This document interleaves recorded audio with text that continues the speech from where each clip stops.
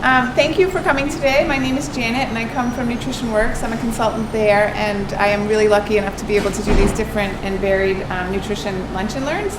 I do have a quiet voice, so I find it funny that I kind of ended up in this position, but if you can't hear me at any time, please go ahead and raise your hand or just ask me to speak up. Also, I am really excited about this topic. I really find it fascinating how the human body can use food and fuel everything that it does during a day. And then if you take that up a notch and talk about sports nutrition, I really find it fascinating. So I have so much information that I'd like to share with you in only 40 minutes. So for the first time ever, I'm going to say, sit back, relax, enjoy your lunch, and rather than trying to generate too much of a discussion or interactive seminar, I'm probably going to go through a lot of information and then encourage you to ask questions whenever you have them, because of course that will add to the whole thing.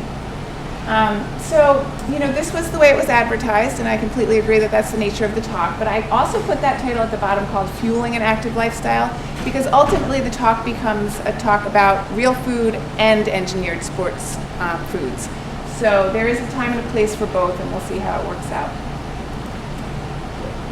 Very simply, these two topics are totally linked. Sports nutrition is linked to sports performance, and that's been shown over and over again in the research, and it really does make a difference. So hopefully you're a group of athletes, and I kind of figured there'd be about 3 different types of athletes. One I would imagine would be endurance athletes who are kind of engaged primarily in cardiovascular activity like cycling or running or swimming, triathlons. The other group may be weightlifters, interested in increasing their muscle mass and building strength. And then there's always the recreational athletes who are interested in staying fit and maintaining a healthy body weight and just improving their energy and their mood through exercise. So the talk is geared to all 3 of those, and always there's never that much black and white, but there's probably a little gray in between where some people probably dabble in a little bit of each. Okay, so what and when you eat matters, no matter which type of athlete you are. And so even though some of the numbers will crunch differently, or depending on your goals, you might approach things a little bit differently, the fundamentals are all the same. Nutrition what is very important, and then nutrition timing, the when piece, is very important. And then I put the other things up there just to remind people that there are no magic bullets, and that training is essential. So the idea of sports nutrition is that it will allow you to maximize your training. It will allow you to go further, faster, longer, or lift heavier, so that you will maximize your training through proper sports nutrition. It doesn't in and of itself build muscles or cause speed gains or anything like that. So that's an important thing to realize. Also, the idea of planning. No matter what nutrition talk I give, it's always in there, because it's really important to have a plan. Otherwise, it's way too easy to fall victim to some of the marketing ploys, or to have a poor diet in general because you're running around so much and it's hard to get what you need. So planning is a huge piece. Okay, I'm not going to belabor this slide at all. I usually make these talks available as a PDF to people who come or people who are interested. So I really just try to fill the slides with as much information as possible, but I'm hoping that you understand what are carbohydrates, protein, and fats.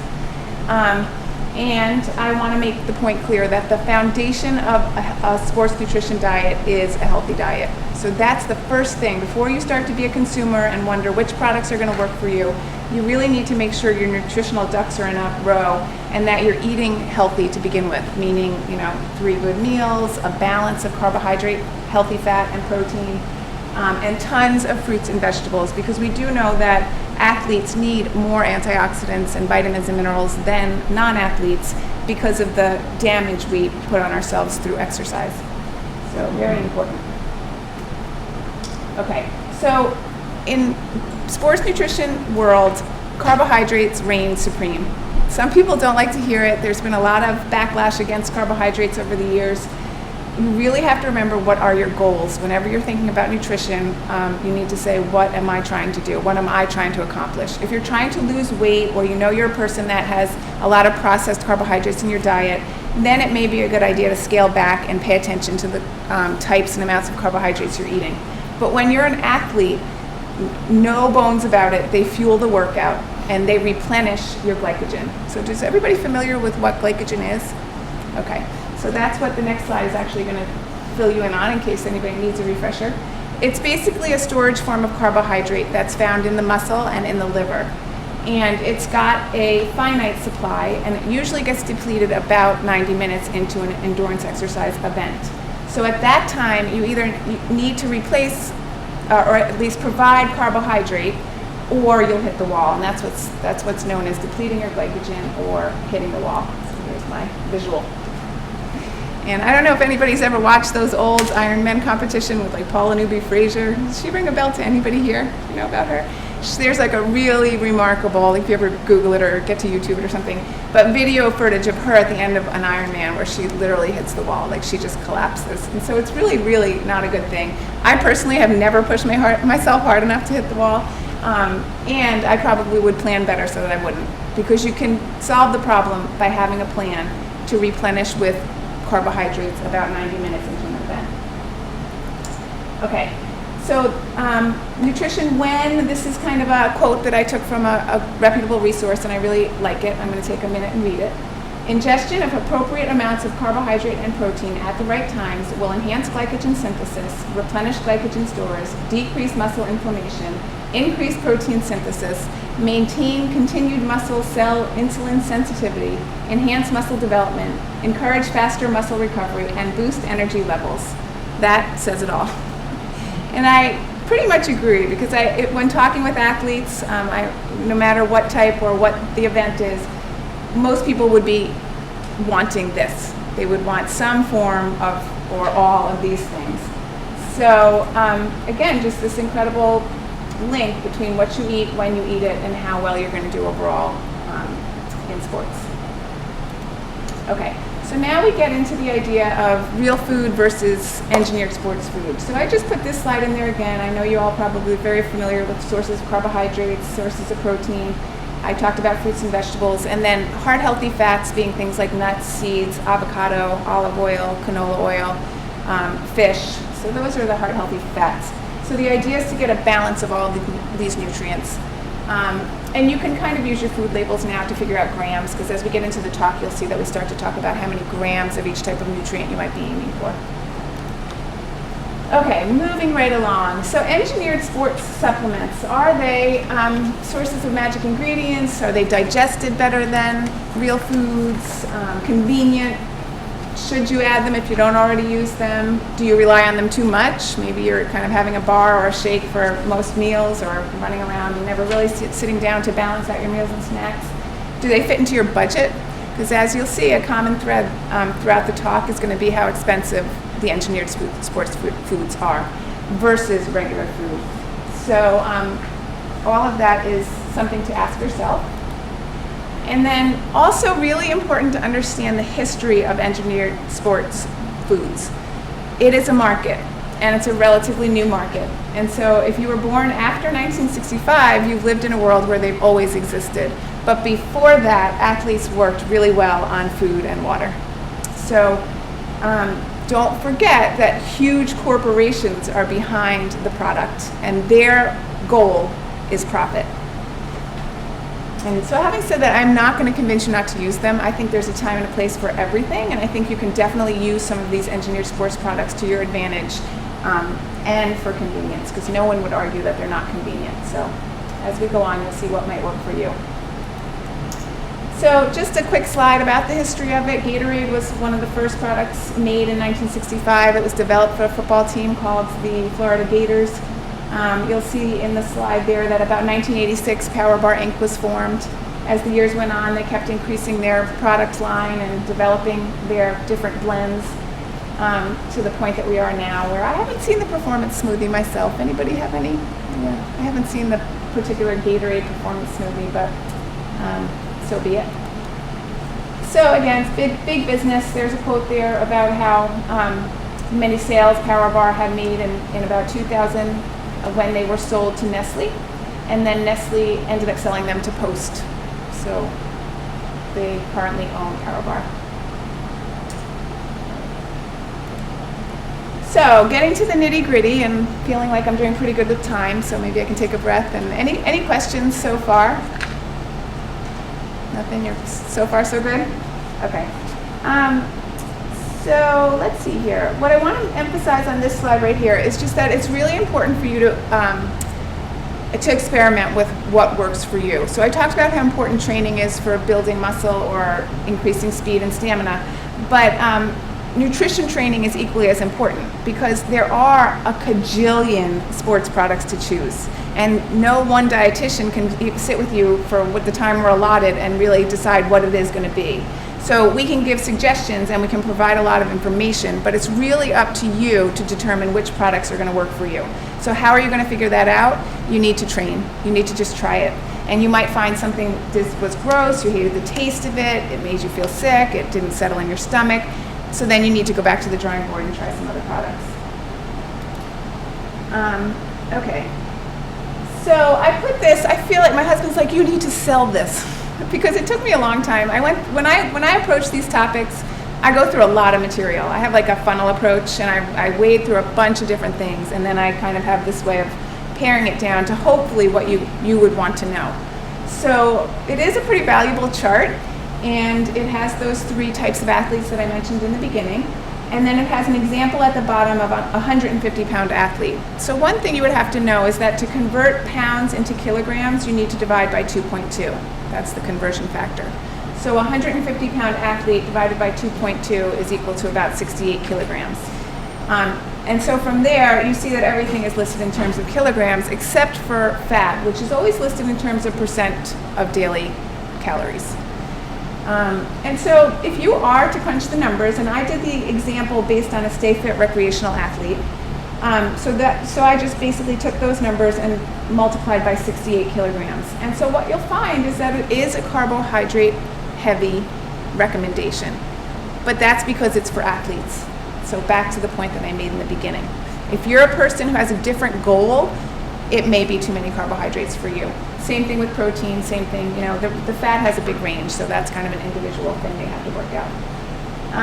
And then I guess you can't see it on the bottom there, I should almost bring it up, but if you ask for the presentation, you'll get it. But it just says the best way to determine calories, because this is just a guide. And so I put also up there a little bit of a disclaimer that the information is just a guide. It is not intended as a nutrition prescription by any means.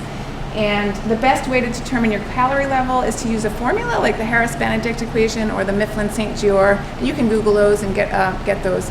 Or my favorite way of all is to be really honest and to use a FitnessPal or a tracker and to don't change anything for a week. Record your intake, meaning everything, all the bites, licks, tastes, and figure out what is your average. And then you can say, like, is it right for me by looking at your weight? Am I maintaining my weight? Have I been gradually gaining weight?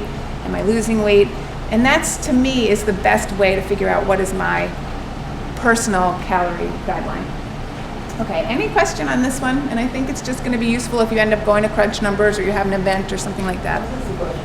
Yeah. So, I know that, the whole keto diet is kind of being big now. I saw some videos of, ultra marathon runners who are, putting their fat at, 6% Yeah. less calories. And they're saying that has helped them through the ultra marathon. What do you research say anything about that? Well, basically, this is what I know about that. The whole thing that he's referring to is the ketogenic diet, and it's basically low in carbohydrates and much higher in fat and protein. And the idea is that we have a finite store of glycogen in our muscle and our liver, but we have a less limited supply of body fat.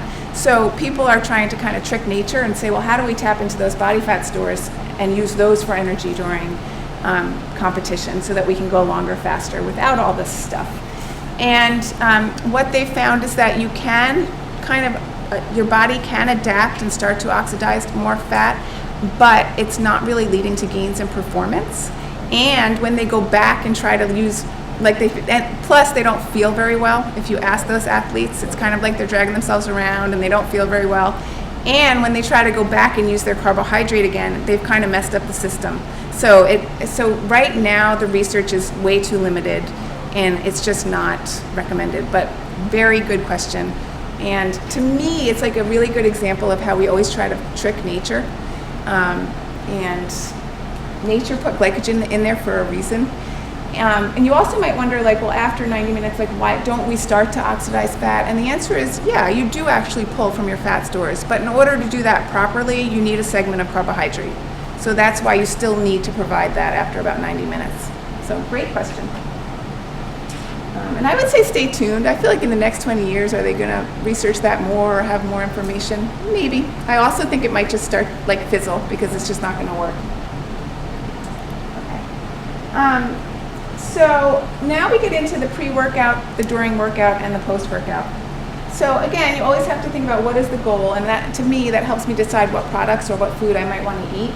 And the goal of pre-workout nutrition is basically to jumpstart your metabolism, especially if you're working out in the morning first thing, to maintain your blood glucose and to settle down your stomach. Because ideally, you've had a really good sports diet for weeks and weeks and weeks, and the night before your event, you have, or maybe even 3 or 4 days before your event, you've carbohydrate loaded, you've made sure you've gotten that ample amount of carbohydrate, your muscles are ready to go, and the morning of, or the right before the event, you're set.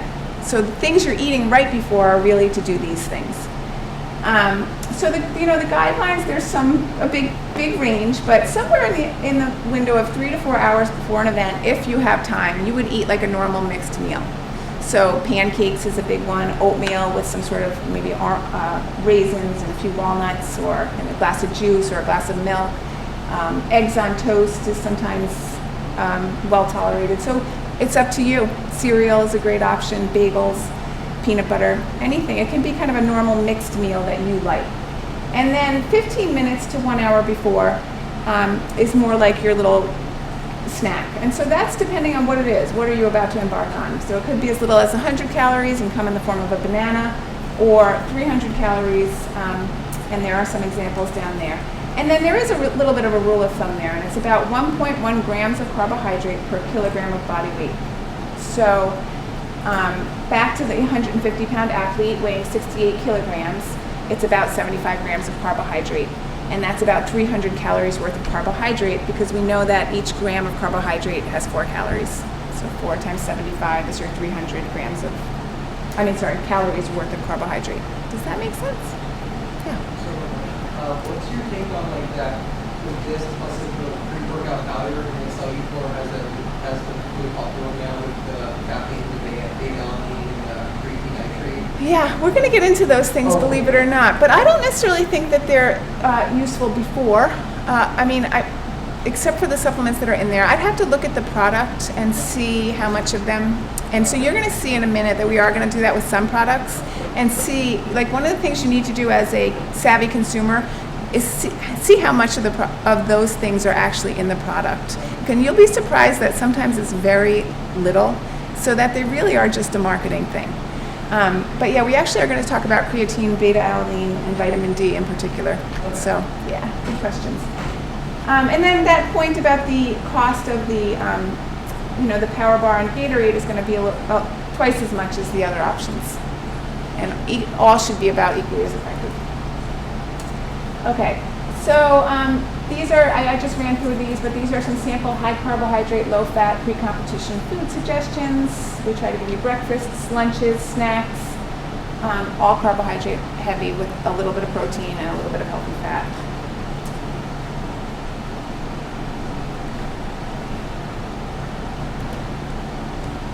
All right, so let's see. Now we're switching into the during part of the talk. So this is also kind of a handy-dandy chart, and it talks about your exercise duration and how many carbohydrates you'd be wanting to ingest during that time.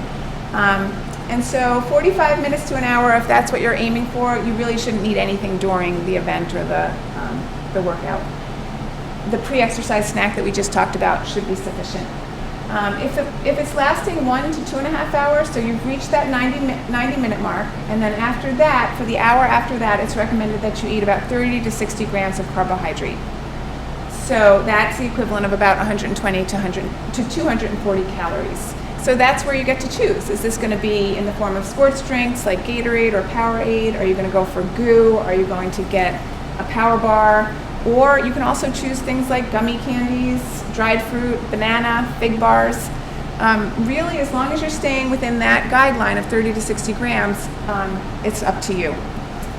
And then for every hour after that first hour past 90 minutes, so we're looking at the last segment down there, it bumps up to 60 to 90 grams per hour.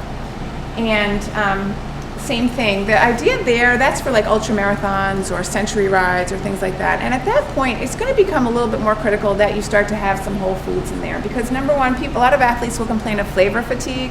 Like they'll have this plan where they were just going to use Gatorade and goo, and they get really actually sick of it. Like you might think, oh really, during a ride you're going to be thinking of this? But they do. And your body, I think it's just a natural response. Your body wants some variety. Also sodium, if it's hot and things like that, food is a really good way to replace some sodium lost in sweat.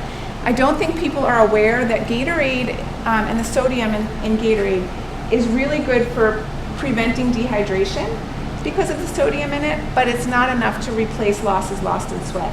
So that's where food would come in. So you could munch on like 3 Utz pretzels or something and get about 440 milligrams of sodium, or you could sip on chicken broth, or you could do anything like that, and real food will help you, not only with flavor fatigue, replacing some sodium, and then the final bit of that is that in order to absorb the 60 to 90 grams per hour, it's best to get a different variety of simple sugars, because then you can use different carbohydrate transporters and maximize how many are getting into your system. So sometimes engineered sports foods have only one type of sugar in them, whereas foods usually have more than one. So it's something to keep in mind as well. All right, we've had great questions. Go ahead. Does this table, does it matter about a person's athletic ability? For example, a slow runner who's it's going to take them twice as long to run 12 miles as a faster runner, should they still be consuming the carbs based on time? So that's actually a really good question, because clearly there are like 3 factors we would think of: frequency, intensity, and duration. Those are the words that are often used. So you're right. Like you would think that someone that's running at a much higher intensity is going to be burning through more things, but they're going to be going shorter. So I feel like my answer to that would be like the slower person at less intensity, you may be able to get away with the lower ranges. I also think it's going to be trial and error. I think that's a great question, and you have to kind of figure it out for yourself. And so I think that's why there is such a broad range. So yeah, great question. Also, I do have to say that like sodium and hyponatremia and fluid intake is like a whole nother talk.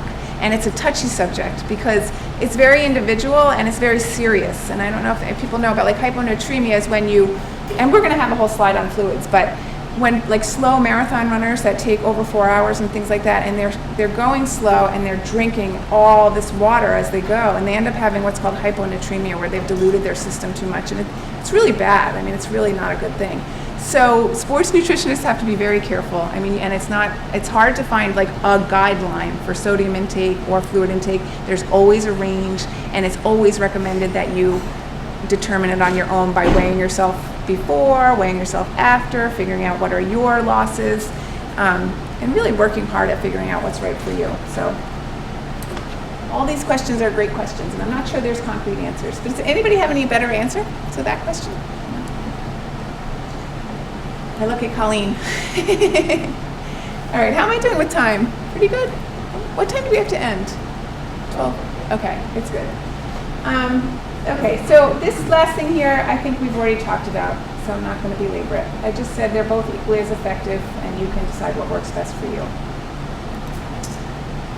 So how are you going to meet those gram guidelines? Well, this slide is supposed to help you with that, and that's just a nice chart of the different products out there and how many grams of carbohydrate you would find in that particular portion.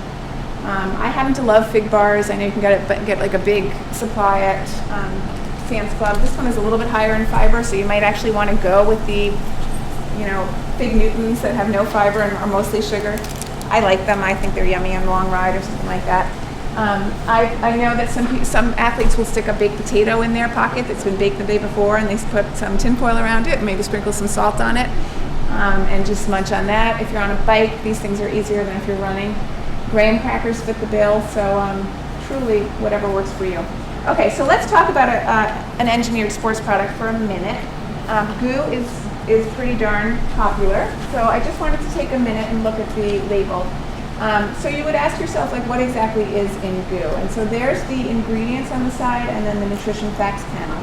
So maltodextrin, filtered water, fructose, GU amino acid blend, potassium and sodium citrate, sea salt, natural vanilla, etc., etc., etc. So, what are these things supposed to do? Well, maltodextrin is supposed to be a quickly digested complex carb that helps maintain blood glucose over time. And it offers about 100 calories worth of energy, and you know that by looking at the nutrition facts. Fructose is there for a quick energy without a sugar high, and it's not as sweet as table sugar. Citrates are supposed to help speed the conversion of carbs into energy and reduce lactic acid buildup.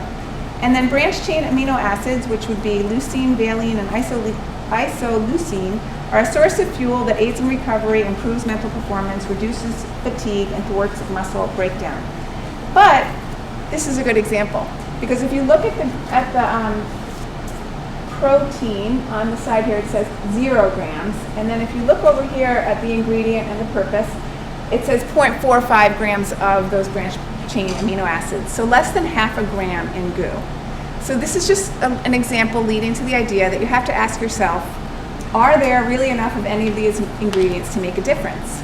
Also, if you know that they put ingredients by most to least, so what is that herbal blend?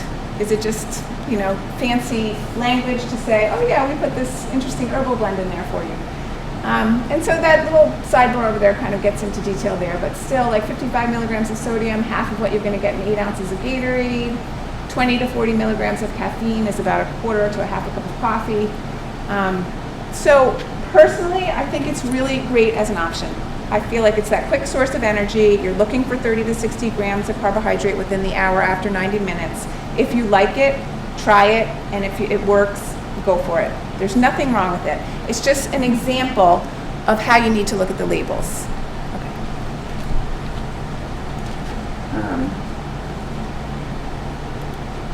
So I got these from, and I think I forgot to write this as a source, so we might have to add this at the end, but Runner's World had a really nice article about these different sports foods, and so I just kind of cut and paste it right in here, and I think it's useful for you as you explore the options. Here's a nice handy thing that will tell you what the product is, what the portion is, the calories, the carbs, and then other notable features. And you'll notice that there are tons of options, so it's just up to you to figure out what works for you. And I wanted to take a moment at this slide to just talk about caffeine, because caffeine is a known ergogenic aid. It will enhance your alertness. It does provide you with the idea that it's easier to do what you're doing, so it makes you perceive, that exertion is less, and so that's a good thing. So it also may improve aerobic performance by increasing fat oxidation and, as I said, reducing perceived exertion. So an effective dose is about 3 to 4 milligrams of caffeine per kilogram of body weight, and that gives you an idea of how many milligrams of caffeine are in different drinks. All right.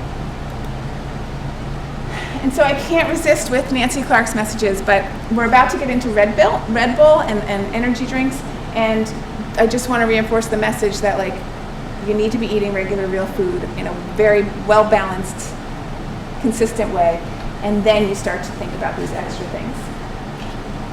All right, am I losing some people? Are we good? I feel like we need to stand up and stretch. Still good? All right. So Red Bull. Does anybody do Red Bull? Do you like it? Yeah. What do you use it for? And it helps? Yeah. Do you like it? No. All right. Well, I don't know. We always hear those nightmare stories of a teenage girl that doesn't eat and goes to the beach and bakes in the sun and has a few Red Bull and then ends up in the ER. So I always have a very conservative approach when it comes to these things. I feel like if you're using it responsibly and if you found that it works for you and you're having maybe a can at an appropriate time, so be it. But again, just very interested to look at what exactly is in Red Bull. So it offers 110 calories of sugar, 80 milligrams of caffeine. It has taurine, which is an amino acid that is supposed to decrease lactic acid and elevate mood. And then a little bit of something called, and I'm sure I'll get this wrong, but glucorolactone, which is a byproduct of glucose metabolism. 1 to 3 grams is supposed to fight fatigue and provide a sense of well-being. But to date, minimal research supports this claim. So that's what's in it. The other thing that's advertised is that it's a good source of B vitamins, and those are needed to convert food into energy, but B vitamins are prevalent in food.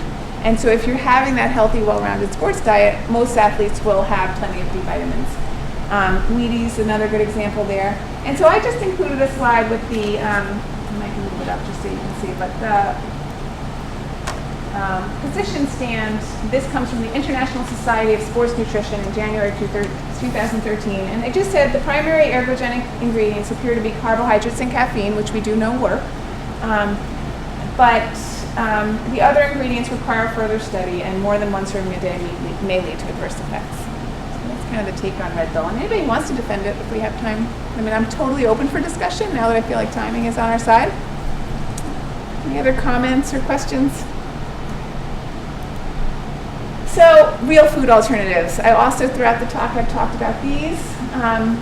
Dried fruit, bagel chips, pretzels, because of the sodium might work well. There's a little hint there for freezing a banana the night before and carrying it in a fuel belt. It will change colors, but if you consume it later, it won't be too mushy. I think it says you can also mash a potato in a similar way. And people do that. They will make like a sweet potato, mash it, and put it in like a little Ziploc bag, and then when you're riding, you would just cut off a corner and get it in there. So then you're getting all your antioxidants too, and it's a good thing. Okay, so post-workout, what are the goals? The goals are to replace fluid losses, replenish glycogen stores, and repair muscle. And so this is where nutrient timing becomes like a hot topic, and the idea is if you're a really serious competitive athlete and you're going to have another session within the 24 hours, then nutrient timing is really important. And there's something called an anabolic window within 45 minutes after you work, where your muscles are most ready to receive nutrients and to kind of repair and replenish. So if that's the case, it's important. If not, there is some new research coming out saying that just as long as you kind of recover and eat a good carbohydrate-based meal, and then continue to have a healthy dose of carbohydrate and protein throughout the day, that you should be fine as well. So, okay, if you have a second training that day, the guidelines would be to consume about 1.2 gram of carbohydrate per kilogram of body weight, so again, about 300 to 450 calories, as soon as tolerable, and then another dose every 2 hours for about 6 hours. That has been shown to enhance muscle glycogen replenishment. And then including 20 to 25 grams of whey protein within 45 minutes may also help maximize protein synthesis. And so whey protein becomes the most popular one because it is a complete protein, meaning it has all the 9 essential amino acids that we need to take in, and because it is quickly digested. But research has also shown that throughout the day, all high-quality proteins should be consumed and will help in recovery. So basically animal foods, eggs, fish, poultry, what else am I missing? Beans, nuts, that kind of thing will be a good source of nutrients for you. Okay, and so it can be as simple as something I call the plate method, which I think I'll skip for now. But if anybody has any questions about that later, you can come and ask me. So this is a good idea. The ratio that we hear turned around and for recovery meals and snacks is to go for about 3 times as many carbohydrates as protein. So a 3-to-1 ratio, and sometimes you'll see a 4-to-1 ratio. And so this chart is an example of some ideas that you might go for. Chocolate milk is a very good example of it. In chocolate milk, there are 24 grams of carbohydrate in 8 ounces and 8 grams of protein. So it's like a perfect 3-to-1 ratio. So it actually is a really good recovery food, and very simple and not as expensive as some of the engineered products. And then Picky Bar, someone that had come to the other talk had mentioned that. This has been developed by some smart people, and it has a 4-to-1 ratio, and it is about 200 calories. And when I do my litmus test for energy bars, I always look at the ingredients. And so that's what, in the next slide I'll show you the ones that kind of made the cut. But like when I look at this muscle milk, and I'm not going to have time to really dissect it, but there are so many like ingredients, and I don't really understand what they are, so I don't buy it. Like that's just my personal thing. I really like to know what I'm eating. The Picky Bar I can dissect much easier. It has a little bit less ingredients, and I feel like there is a time and a place for all those energy bars, so that one makes the cut. This I found actually a nice resource on the internet, and I went through it, made sure it was all good, and it is. And these end up being the ones that I too would choose for the same reasons this person does. So I just inserted it there and hope that if you're in the market for a good pre-workout or post-workout or just healthy snack idea, that some of these might fit the bill. And Picky Bar I know you can get at Trader Joe's. Anybody interested? Okay, so let's just talk a little bit about protein because it is the big buzzword and very trendy and very marketing. So let's see here. This is just a good example of different types of foods and then different products and how many grams of protein will be in each serving and then how much is the cost per serving. And we talk a little bit more about the branched chain amino acids. Leucine is the limiting factor in initiating muscle protein synthesis, so consuming leucine-rich proteins is helpful. And again, they're found in most most animal foods. Okay. So this is an interesting factoid right there. So a lot of people wonder about supplementing with branched chain amino acids, and the dose often consumed is 5 to 20 grams in divided doses throughout the day. And so it seems to be safe, but has not really been shown to enhance performance. So always have to ask yourself, like, why am I taking this? Always want to know why. So how else might you get essential amino acids? Well, we could do a scoop of whey protein powder, chocolate milk, tuna fish, cottage cheese, chicken breast. And in terms of protein supplements and protein powders, not all, are safe and can be an effective source of protein useful for building muscle and strength when part of adequate calories, nutrition, and resistance training. And then I always have to put in a plug for food. It's just my thing, but cottage cheese is the original whey protein powder. You know, that's what it is. It's whey protein. And in half a cup of cottage cheese, there's 14 grams of protein. So we eat a lot of this in my house. We have it a lot. So I think it's a good thing. Okay, I know time is not on my side. Recovery products, these are some, again, calories, protein, cost, and niche of ones that you might want to try. This I put in at the request of Colleen. It comes from consumerlab.com, which is kind of an independent testing agency, and they did test a whole bunch of different products. I'm not really allowed to. I have a prescription there, and so I can get into all these nitty-gritty things, and it does have a big disclaimer that I'm not allowed to reproduce this. But I put in the major types of protein powder and the ones that were approved and considered the best value. And so that EAS 100% whey one, that one is, I've heard of that over the years, and I feel like if I was going to be choosing it, I would go for that. What do I actually use at home? I use this, but I don't use it often. I use it every now and again, like I don't have time and I am just going to mix it quickly and I'm just going to go for it. The reason I like it is because it has 18 grams of whey protein, but only 100 calories. And I don't want too many calories because of my goals. So, but if I was going to be increasing my training or training for a marathon or a century, I would probably look into the EAS and get more calories and also know that it's approved, because this one they didn't test it. So I don't know if it's approved or not. So if anybody wants to come and look at this after and look up the one that they use, feel free. And then I put on the left the ones that were not approved, and they weren't for terrible reasons. They weren't like so, laced with anything weird, but they had like maybe too much sodium, more than what they said on the label, or certain things were just not right with them. So those are the ones that didn't make the approval. All right, I put in Shackley.com in honor of Colleen, who happens to like that product, and I believe has some personal experience with it. So there's a link to that. And then I also put the link to the EAS, because again, if I was going to be in the market for one, unless you are vegan or need some sort of vegetable protein, in which case some of these products might be good for you. Okay, these are the fluid guidelines. I don't think I'm going to spend too much time on them because I feel like you can look at this, and I've mentioned it before. I think one of the best things you can take from this slide is that what a beverage like Gatorade should have in it. It's 50 to 80 calories per 8 ounces.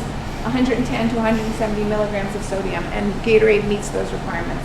Another tip is to call ahead to your event and find out what they're going to be serving so that you can train with that product and learn how to use it to your advantage.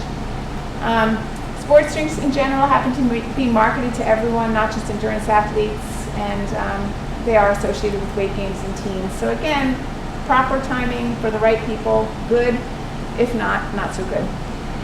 Tart cherry juice, wonderful pomegranate juice, beetroot juice, all of these things are prominent in kind of like pop literature. Tart cherry juice is, you may be able to get some benefits, just basically antioxidants, reduce muscle fatigue after a hard workout, delayed onset muscle soreness. Some of the research points in that direction. When I went to try to find it, I found it incredibly expensive, and I thought, I'm just gonna eat some cherries. It just wasn't for me. But if it's for you, drinking like 10 to 12 ounces either before or after, give it a whirl. Same thing with the pom-pom. Nothing terrible about it, but again, it's like your own personal choice. I just don't like drinking calories. I prefer to eat my calories. I really enjoy food. So I'm careful about what I drink. And then beetroot juice is popular because it's a source of dietary nitrates, and those are known to reduce your blood pressure, increase vasodilation, and basically help increase your VO2 max. So there is some promise there. The problem is that it's hard to come by. You have to like extract it from the beetroot juice. So the encouraging information is that a diet that's really high in fruits and vegetables is usually very high in dietary nitrates as well. Spinach is a really good example, arugula, mostly dark leafy greens. So go ahead and eat those, all of those things. So this is the last slide. It talks about how you would look at a supplement like a protein powder or a beta-alanine or any branched-chain amino acids or anything, creatine, that you might be wanting to supplement with. The questions you would ask yourself. It has some websites on there. I decided to follow the FDA via Twitter to find out about any food recalls, which I think has been useful. So again, I'll leave that in there for your reference. And then it just has these 3 different supplements. Beta-alanine is safe and shows promise as a way to buffer muscle pH, so that lactic acid buildup that you may experience. So it says the study dosages about 3 to 6 grams per day with higher initial dose followed by a lower maintenance dose. However, there's always that more research is needed. So you might try it and see if it helps. Creatine has been out there for a little while. It has been shown to be effective for a small but significant increase in lean body mass, particularly with repeated high-intensity, short-duration exercise. So weight training would be a good example. It's safe at doses of 3 to 5 grams per day, although study doses are usually have that loading dose to begin with and are a little bit higher. And then finally, vitamin D for indoor athletes and people who live in Maine. It's like a hormone, basically, so it may affect athletic performance, particularly if a person is deficient in it. So how would you know you're deficient? You have to get it checked. That's the only way that you would know. Also, safe sun exposure, which there's a kind of a definition right there, depending on where you live. I'm feeling like Maine, we should say 3 times per week is probably a good idea. That's the best way to get vitamin D. And really, vitamin D is not ubiquitous in the food supply. It really comes from like deep water, fish, and then milk if it's been fortified. Yogurt is not actually a good source of vitamin D.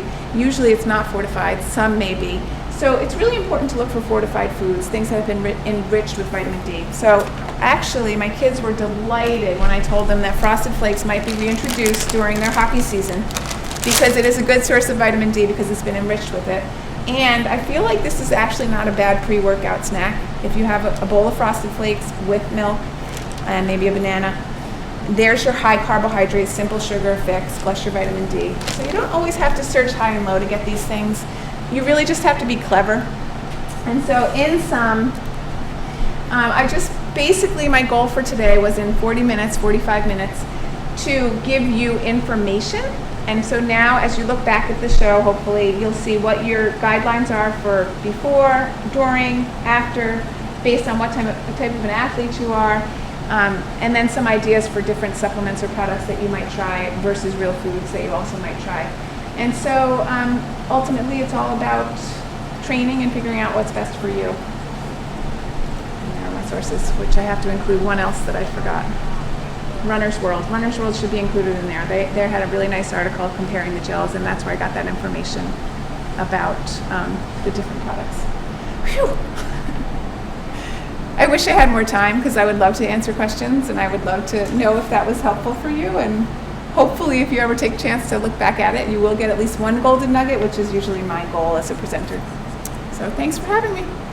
You're welcome.